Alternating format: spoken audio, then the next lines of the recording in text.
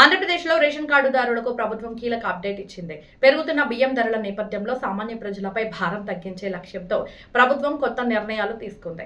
Ration పంపిణీ వ్యవస్థలో మార్పులు తీసుకొస్తూ తక్కువ ధరలకు నాణ్యమైన బియ్యం అందించే విధానాన్ని ప్రారంభించేందుకు చర్యలు చేపట్టింది.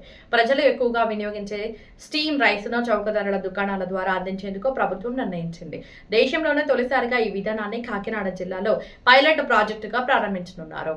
ఈ ప్రాజెక్టులో ప్రతి నెల సుమారు 9,000 మెట్రిక్ టన్నుల స్టీమ్ రైస్ ను రేషన్ కార్డుదారులు, పాఠశాలలు, వసతి గృహాలకు సరఫరా చేయనున్నారు. ఈ విధానం విజయవంతమైతే దశల వారీగా రాష్ట్రంలోని ఇతర జిల్లాలకు కూడా విస్తరించే అవకాశం ఉంది.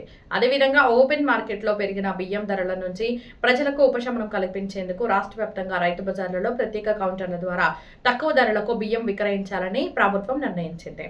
ఆగస్టు 1 నుంచి ఈ ప్రత్యేక విక్రయ కేంద్రాలను ప్రారంభించేలా ఏర్పాట్లు చేస్తున్నారు. రాష్ట్ర పౌర సరఫరాల శాఖ బియ్యం మిల్లర్లతో చర్చలు జరిపి ధరలను కూడా నిర్ణయించింది.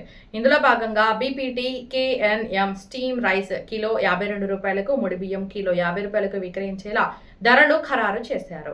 రాష్ట్ర వ్యాప్తంగా 130 రైతు బజార్లతో పాటు మరో 500 ప్రత్యేక విక్రయ కేంద్రాల ద్వారా నాణ్యమైన బియ్యాన్ని అందించనున్నారు.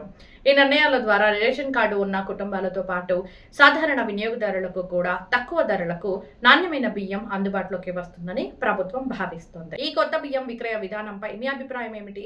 ఇది సామాన్య ప్రజలకు ఎంతవరకు ఉపయోగపడుతుందని మీరు అనుకుంటున్నారు? మీ అభిప్రాయాన్ని కామెంట్ లో తెలియజేయండి. వీడియో నచ్చితే లైక్ చేయండి, షేర్ చేయండి. ఇలాంటి ప్రభుత్వ పథకాలు, తాజా అప్డేట్స్ కోసం DR Focus ఛానల్ ను సబ్స్క్రైబ్ చేసుకోవడం మర్చిపోవద్దు. ధన్యవాదాలు.